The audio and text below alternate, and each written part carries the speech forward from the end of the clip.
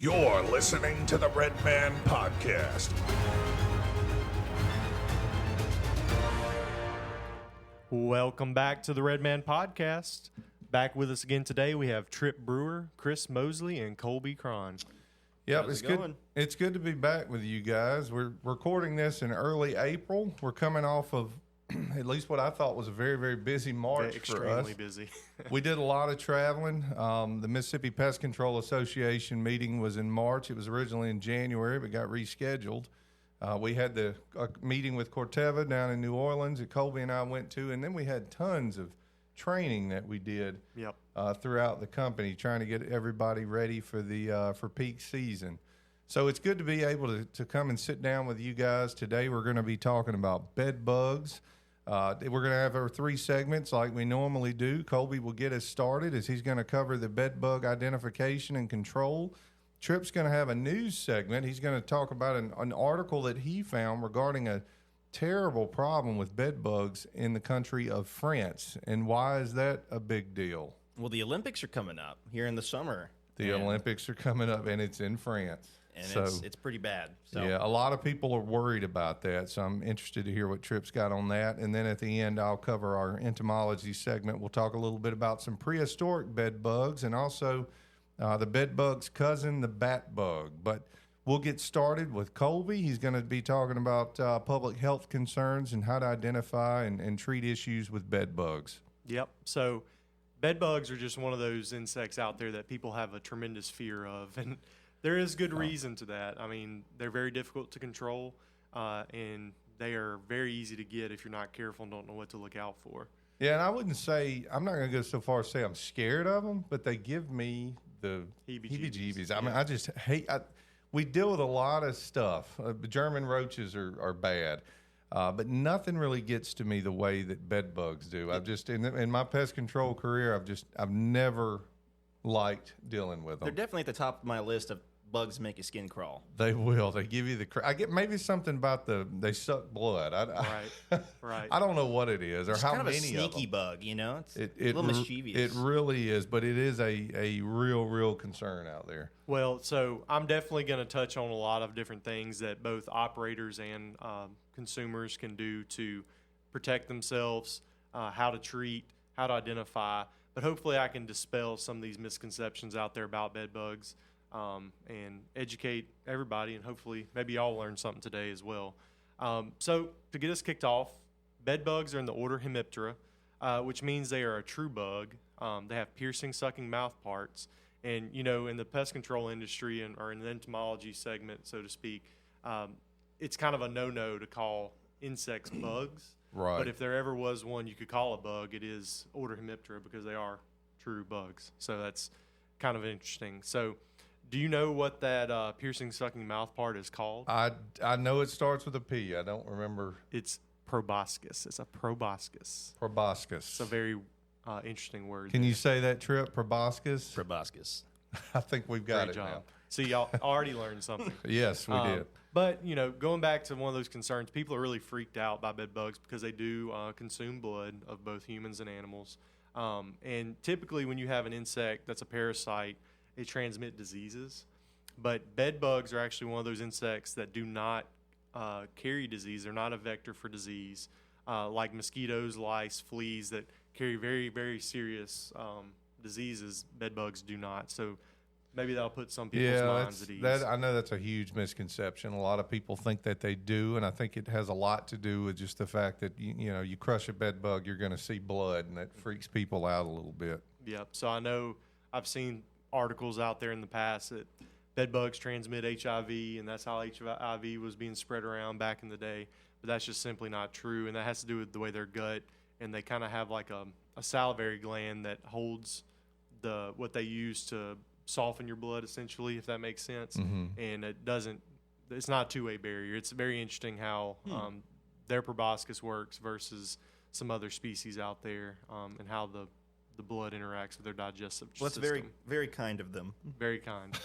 So anyways, we'll jump right into it. Bed bugs are tiny parasites that seek out sleeping people or animals for a blood meal.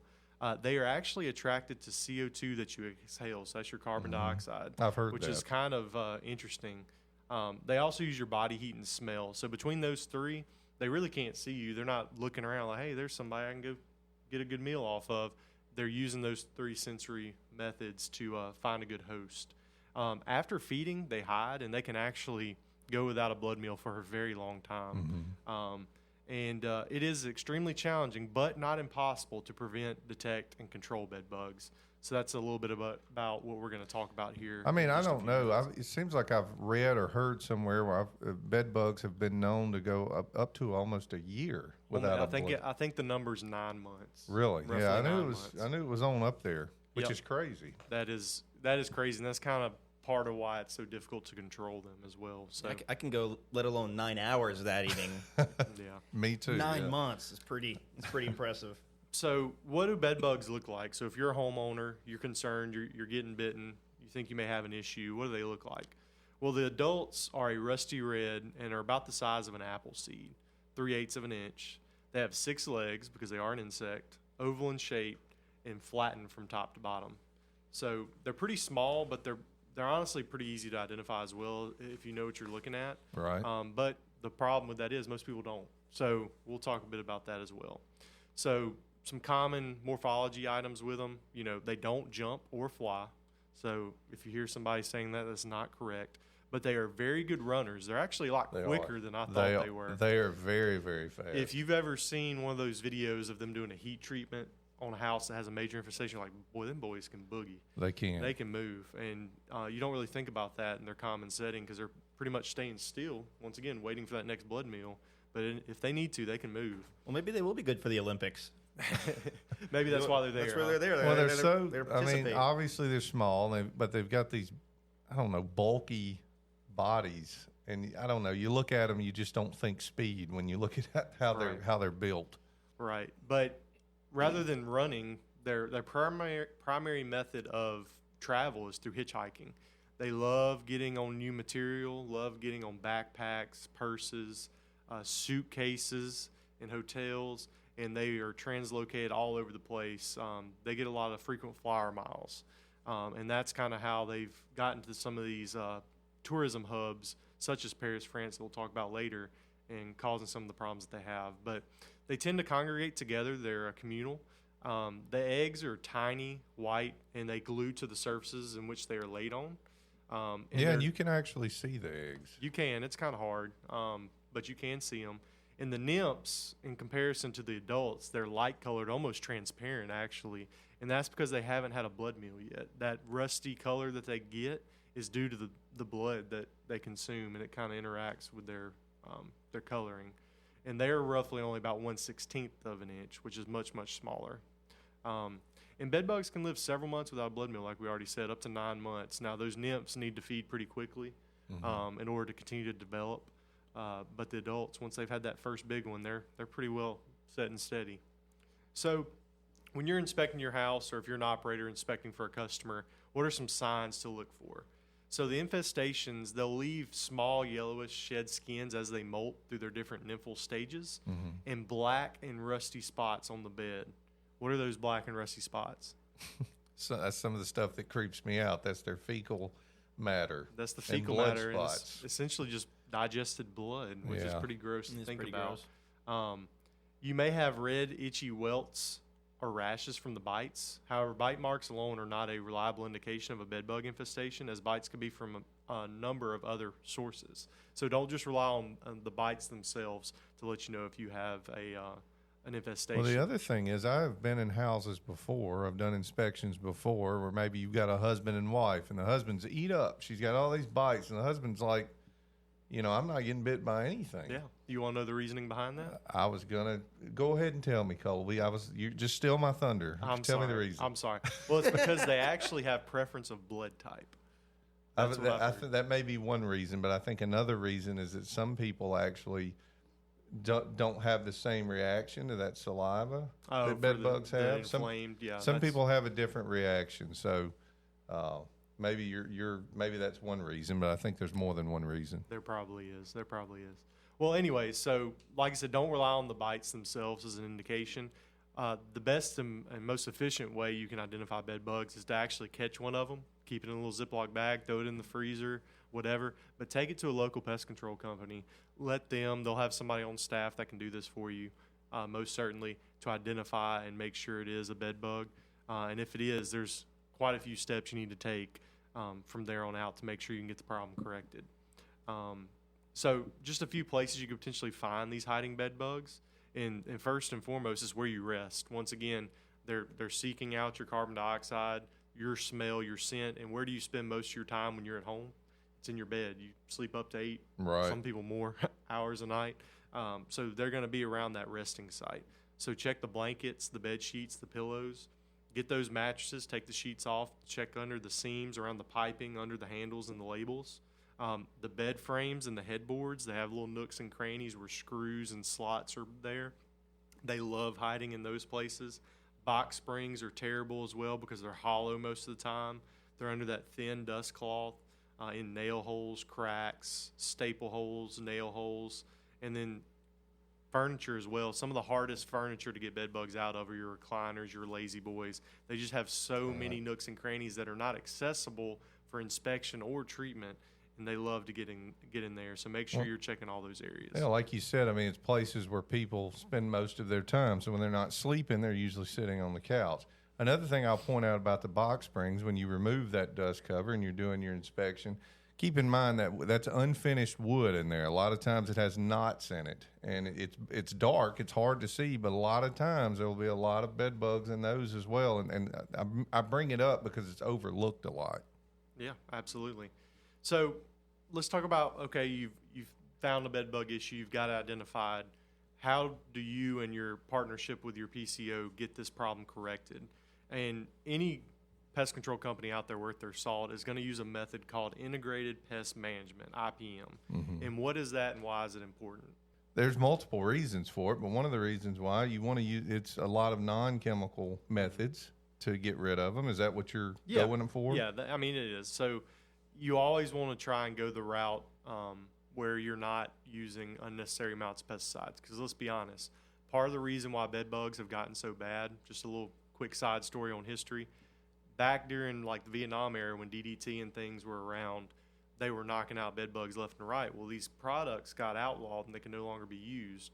And because of the less consistent use of these stronger products, bed bugs and various other species out there, roaches, other things, started to gain resistance. Right. And so the purpose behind IPM is to prevent insects from being able to build up a resistance so easily, but also to be economical and save the environment and things of that nature.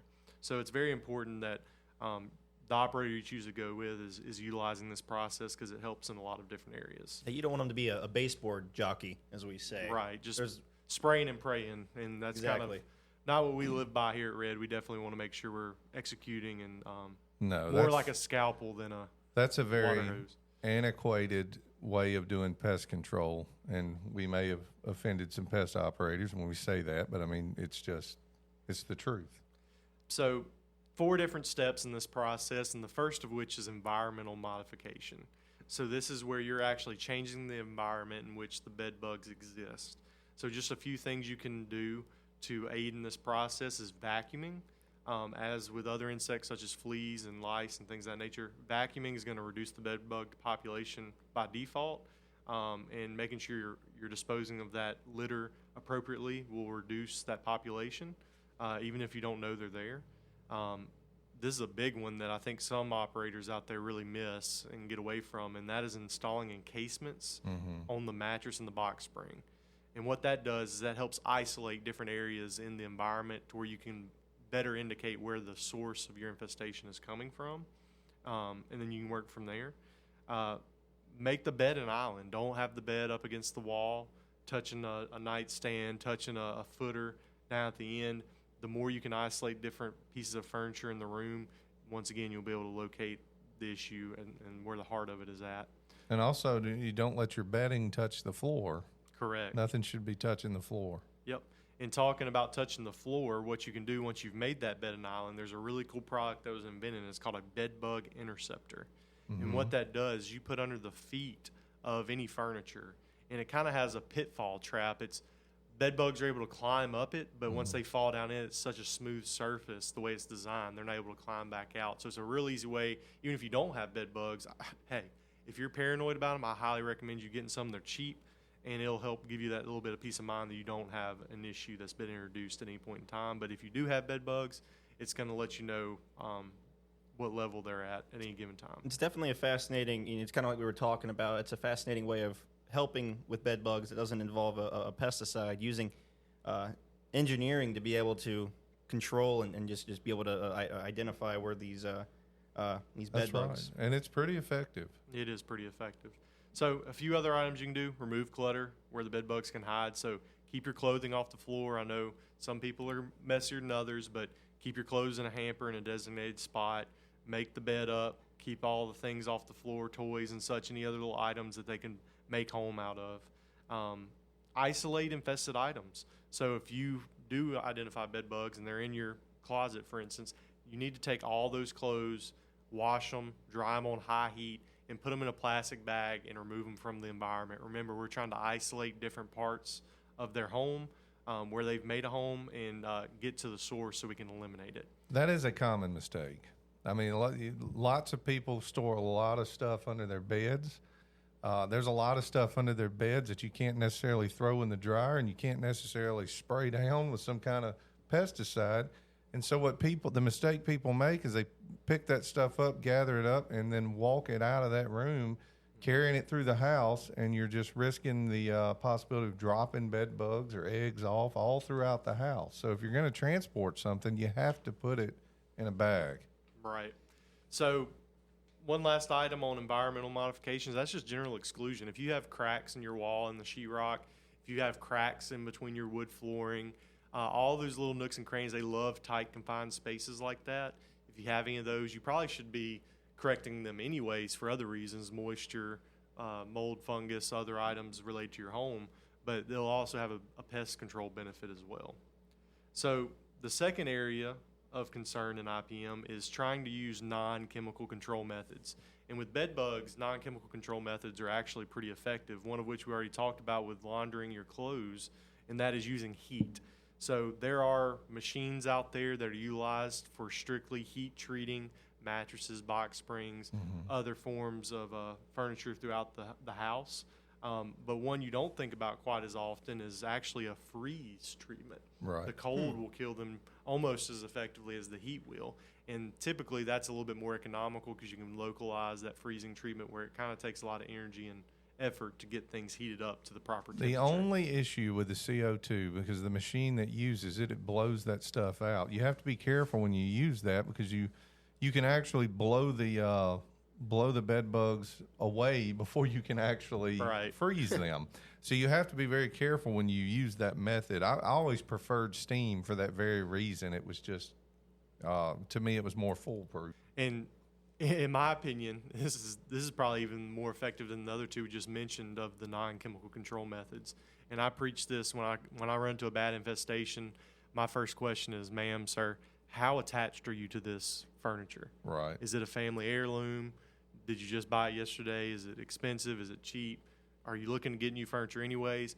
Because if you can just remove that furniture out of the house, burn it, get rid of it, that's going to be a huge step in the right direction of controlling the problem that you have. Right. So next, after the fact, you've tried some non-chemical control methods. Really, you got to monitor what's going on. How bad is the infestation? Is it 1, 2, or do we have hundreds? Do we have nymphs? Do we just have an adult here that came in a suitcase or what have you?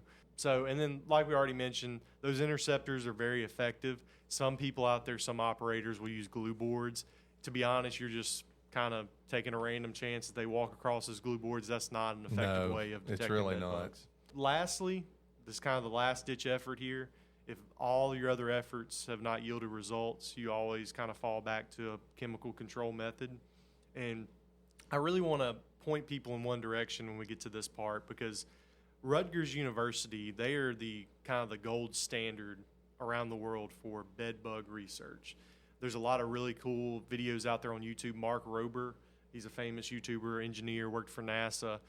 He actually visited them and let a lot of bed bugs bite him. Yeah, I don't think I would not be a part of that one. Yeah, and so he met with some of the researchers there, and they actually tested various pesticides on the market to deem their effectiveness. And do you want to take a stab at what the most effective pesticide out there for bed bugs is. I really have no idea. So I had no clue. I'd heard of this product in years past, but I didn't know what it was really used for and didn't know how it controlled insects in general. But 98% kill rate. Mm-hmm. That's The next highest product, which was a synthetic product, 68%. Mm-hmm. So, I mean, huge difference there. But that is a product called diatomaceous earth. Mm-hmm. Have you heard of it? I have not heard of that. So what diatomaceous earth is, and kind of keeping with the IPM theme here, is a natural white powder-like substance that kills insects. And it's fossilized remains of tiny aquatic organisms called diatoms. That's fascinating. I've never heard of this. Yeah. I've seen customers use it for different things in the past. Have you? Yeah, it can be used pretty- for various different insects, but what it is a desiccant. So it collects on their exoskeleton and basically makes them dehydrate. And because it connects to their exoskeleton, they transmit it around just the same way they transmit around. They take it to their nest site, and then it's shared amongst the group, Wow. and then they dehydrate and die as well. So it's a very safe product. It's a very eco-friendly product because it's natural, and it's the most effective product. So I'd be willing to bet that probably more than half of operators out there probably are not using this for bed bug control at this point in time. And it's been around for forever. And That's a 98% kill rate. 98%. Yeah. And here's the best part about it.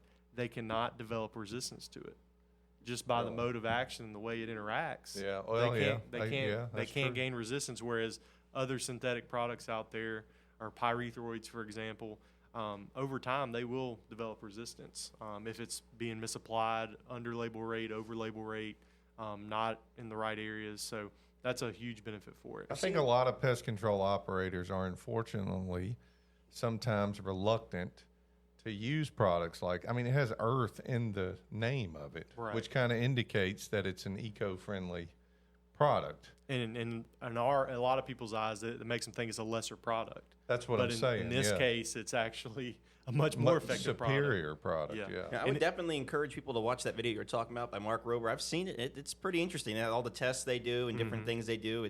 It's pretty fascinating. They just keep boxes and boxes of bed bugs locked in this room. It's like, what happens if they get out? Yeah, I'm not going on. But anyway, so No, you thank you. apply diatomaceous earth to cracks and crevices in the walls, bed frames, spaces around the bed, behind wall plates, and along junction walls and floors. And once again, once they travel, head into a blood meal, they get this on them, and it actually works pretty quickly. It's 2 to 3 weeks, and they're wiped out. Wow. So that's awesome to hear. Really, after that point, you've done your treatment. If diatomaceous earth isn't working for you, maybe you supplement it with some other product out there. We're not going to advocate for any individual product, but there are some good ones that you could use as well. After that, it's really just follow-up monitoring. You know, you want to look around, check those sheets, check the bed again, those first couple steps we talked about. Check your interceptors, make sure they're cleaned out. You don't have any live ones. You probably will find some dead ones at this point, but that's what you want. You want to make sure none of them are kicking, moving around. And if no live bed bugs or signs of live bed bugs are noticed after 6 weeks, such as new blood spots, spattering, or new moltings, you can declare that the bed bugs are eliminated. Yeah. And that's kind of your end goal there. It's a 6-week process. It takes a lot of effort from the PCO. It takes a lot of effort from the homeowner to do their part, because if they're not doing their part, it makes it a lot harder for the operator to do their part. Well, it's important up front to set those clear expectations too. Getting rid of bed bugs is unfortunately not an overnight Right. thing, and a lot of people want that, understandably, but that's just not the reality. It takes time, and in this case, weeks. Yeah, and it's a partnership. As with all pest control, it's a partnership between the company and the homeowner to make sure that we're meeting the needs and executing what needs to be done. But my last parting thought, it's just kind of a disclaimer. Remember that, bed bugs are not your fault. I know there can be some social, Right. concerns with that. Nobody wants to say, I don't want my neighbor to know, or I don't want my coworker to know that I have bed bugs, because then everybody's like, ooh, let me stay away from you. But Right. it's not your fault, I promise. I've been in mansions that have bed bugs. I've been in hospitals, various businesses. It's not discriminatory at all. Anybody can get them at any time, and it's just kind of, unfortunately, luck of the draw. It's if you not, get them or not. It's not an indicator of cleanliness at all it's if you not. get them. And the reason is because, like we said, you can pick these things up anywhere. Doctors' waiting rooms, a movie theater. I mean, there's so Subway. many, or someone could visit you that brings them in. Hotel rooms, you mentioned public transportation.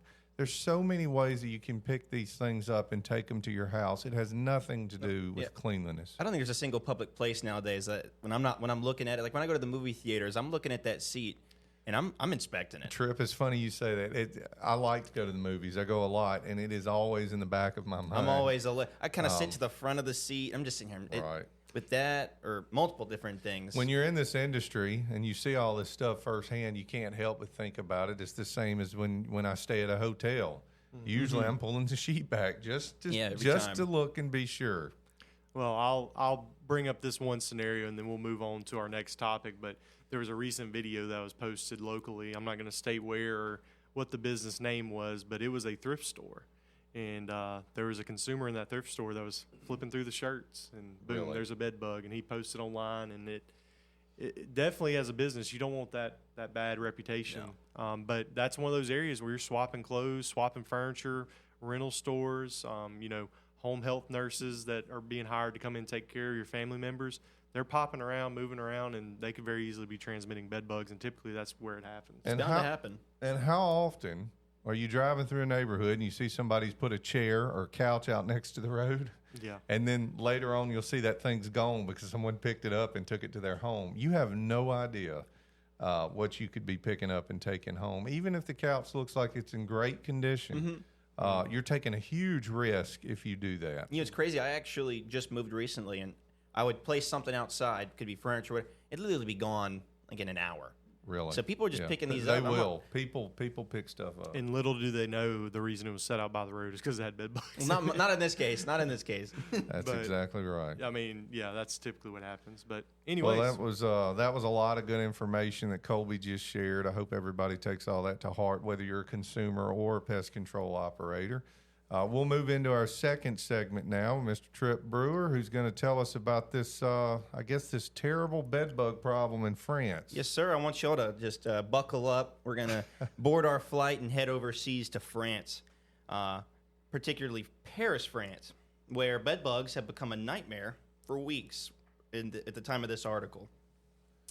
But the government has been forced to step in to calm the increasingly anxious nation that will host the Olympic Games later on this year, a prime venue for infestations of crowd-loving insects. That's right. The Prime Minister called a meeting of ministers to tackle the bedbug crisis, and the country's transport minister met with transportation companies to draw up a plan for monitoring and disinfecting. But still, the bedbugs have plagued France and other countries for decades. The insects that, as you said, they're the size of an apple seed.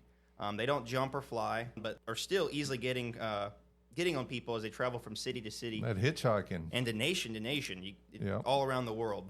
But bed bugs, as they're resilient, as they're traveling, they can stay alive for, what did you say, 9 months, you said? Up to 9 months, that's So, right. it takes just a little just to make them travel. There was a study done, or a poll, and it said that more than 1 in 10 households in France was infested with bed bugs between 2017 and 2022. That's a lot. That's insane. Alarming. That's insane. That's scary if you live in that country. I will not be traveling there anytime soon. Right. I mean, could you imagine? You just go to the grocery store. There's probably 100 people in a grocery store at any given time.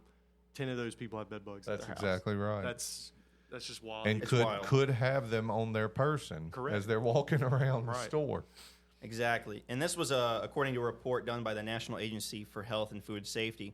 The agency relied on a poll by Ipsos. Looks like Ipsos? Ipsos or Ipsos. Something like- Never heard of it. Never heard of it. But the agency relied on this poll to query people on a topic that may prefer to avoid discussing because they fear going to public with a bedbug problem. But the silence might be a mistake, experts say. No social category is immune to finding bedbugs in their clothing. Bedbugs will be in all of these things, and as you said, Kolby, they're not. They don't care what you have. It's not necessarily a hygiene problem. The only thing that interests bedbugs is your blood. Whether you live in a dump or a palace, it's all the same to them. That's right. That's what we were just talking about. And like when COVID hit, COVID-19 back in 2020, what did everybody stop doing? They stopped traveling. Mm-hmm. Well, that's bedbugs' primary means of getting around. So when everybody stopped traveling, they were locked in their homes for months. Well, if they had a bedbug issue, they typically got it fixed. So bedbug populations and really bedbugs in general in the pest control business really dropped off. But boy, have they come back with vengeance. Mm-hmm. It's pretty cool to actually see those things, how certain things will affect the spread of bedbugs, whether it be maybe a depression or anything, Or causing people not to travel as much, or Pandemic, yeah. exactly, the pandemic causing people to not go to these hotels as much. These bedbugs were suffering because they didn't have a way to travel. So the French public began moving into panic mode about a month ago after the reports of bedbugs in Paris were found in a movie theater. These videos began popping up on social networks showing the insects on trains and buses. And if you haven't seen them, these videos they're pretty gnarly. I haven't seen them. So you'll be sitting, Yeah. just imagine like a subway, and in between the creases of the seats, you can peel it back, and they're just filled with That's bedbugs. horrible. So I saw this around the time this article was published on our local news. It was talking about the Olympics. Like, hey, if you're thinking about going to the Olympics this summer, you might want to watch out. And it's literally a video of a subway, and the subway's just a rocking and rolling, and bedbugs just running across the tops of the seats. Like a lady's head is like 2 inches from That's it, in front of it, horrifying. and they're just Yeah. going. I couldn't imagine. It's somewhat. It's very nightmare fuel, as they say. But the transport minister is hopeful that steps can be taken to ease the public's fear. But as he had stated, it's been rough. Yeah, so that was the scary report that Tripp just gave us. At least that's across the ocean, not over here yet. It's not quite that bad here. I don't know. Maybe we need to open a Red Pest Solutions in France. In France, well, I think one of the leading problems for this whole scenario is, well, one, it's a tourism hub. It's Paris, France. Everybody wants to go to Paris, right? That's true. But two is there's a whole paradigm shift from the United States to Europe in public transportation. Everybody over there rides the subway. Everybody over there takes a bus. In the United States, most people have their own car. So you're not transmitting and sitting in similar seats as others as frequently. And I think that's why it's really blowing up over there in Europe right now. Yeah, and with the Olympics coming up, it's going to be a big problem. You have these athletes who are coming to participate. They may not even want to stay in a place. They're going to get their own place, and just because there's that fear, that threat of being able to bring back bedbugs wherever they go. Yeah, and if you do travel to a place that has a really, really bad bedbug problem, it's very, very wise to maybe leave your luggage out in the trunk of the car for a while. Maybe especially if it's in the summertime, it gets really, really hot. Let it sit out there and cook in the trunk for a little while to make absolutely sure. Or if it's not hot enough, you definitely want to do a really good search through your belongings before you take them back in the house. That's a very good point. That's right. And I always recommend, too, when you're traveling, staying in hotels, always when you walk into the room, never lay your stuff down on anything. Put it in the bathtub, put it in the shower, and go do a good little thorough inspection. That's just something, being in the industry, that it's kind of second nature for me now, but most people probably don't do that. No, they don't. And that would really help catch if you have an issue. I actually was staying at a hotel one time with a coworker, and he calls me and says, hey, I have to go back down to the lobby and get in your room. I'm like, why? He's like, oh, I found a bed bug. So Wow. he probably saved himself a lot of heartache and trouble by not transmitting that back home with him. So It's funny is since I've been doing pest control, how almost just routine it is when I walk into a room. A hotel room, I'm checking. I'm putting my bag where nothing can get to it, and it's actually, I just got back from a trip to Atlanta with our youth group, and when I was chaperoning, I had gotten the room ready or whatever. I was putting my stuff down, and everybody was staring at me. I'm like, "What are y'all doing?" Like, we're waiting on you to check the room. Like, has it become that? Everybody's waiting for me to check the room. It's become that common that they know. expected it. They know. Okay, we got to check for bed bugs. It's a major issue. But anyway, that was a good, interesting story. We'll see how all that plays out in the coming months, Tripp, when the Olympics get going. Now we'll transition into our final segment, something a little more fun, I think, to end the show on. This is our entomology segment. We're going to talk a little bit about, I don't know, I guess you'd call them prehistoric bed bugs and bat bugs. So bed bugs have been around a very, very long time. And a lot of people may not realize this, but a recent study came out that kind of dates them back to more than 1 million years. This is according to Professor Mike Sivajathy at the University of Sheffield. Now, that means that these things were around during the time of the dinosaurs, which I find very interesting. Now, that said, we talked earlier a little bit about bedbug biology and how they suck blood. So if you're suddenly thinking, well, maybe Michael Crichton should have written about dino DNA being extracted from bedbugs instead of mosquitoes when he wrote the book Jurassic Yeah, Park. should have been a bedbug in the amber. That said, it's pretty unlikely that bedbugs ever actually fed on most, if any, of the dinosaurs. The big reason for this is that the dinosaurs, they were all roaming around, hunting. They moved around frequently. Yeah, there's no Motel 8s back then that they can chill at. Bedbugs tend to latch on and cohabit primarily with animals that live in stationary homes, like nests or burrows. Now, although we now know how far back bedbugs go in history, unfortunately, we don't really know what species of animal carried them first. Now, before this study came out in 2019, it was always believed that the first carriers of bedbugs were actually bats. The first evidence of bats goes back 50 million years. So now that theory is completely shot. It's about as dead as the dinosaurs. Something else carried them even further back than that. And since we are talking about bats and bedbugs, I think this is probably a good time to at least briefly discuss what batbugs are. They resemble bedbugs so closely that they're often identified incorrectly. In fact, sometimes it's so hard to tell that you're not able to unless you have a magnifying glass handy. Now, one of the main differences to look for is the fine hairs on the pronotum.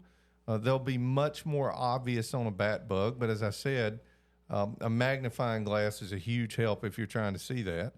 Now, both of these insects are oval in shape, but it's been my experience that bat bugs they're just ever so slightly more elongated than bed bugs.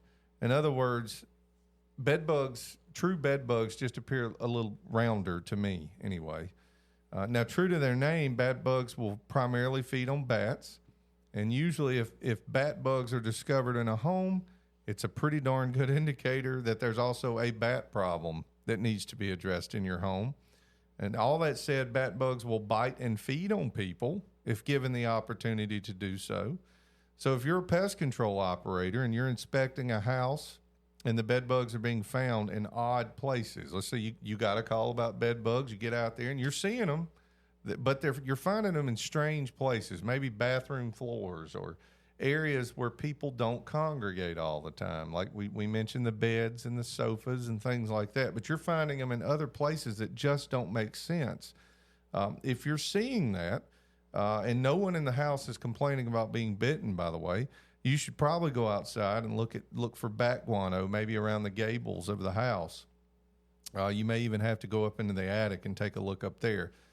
That said, and we kind of alluded to this earlier, just because someone says that they're not being bitten does not mean that it's not bed bugs. That's not a definite that it's bat bugs because, as I said earlier, which you gave me this crazy reason about blood. What did you say it was about the blood? Blood type. Blood type. I know I'm getting off topic. What is the blood type they prefer? Do you know? I think it's O positive. Okay, well, I'm good then. All right. Yeah. I'm B positive. On the bat bugs, I've actually, that I know of anyways, because like you said, they're kind of hard to identify. I've only ran into bat bugs one time. And sure enough, it was a store, it was a commercial business. And it's like, why would they be here? This doesn't make sense.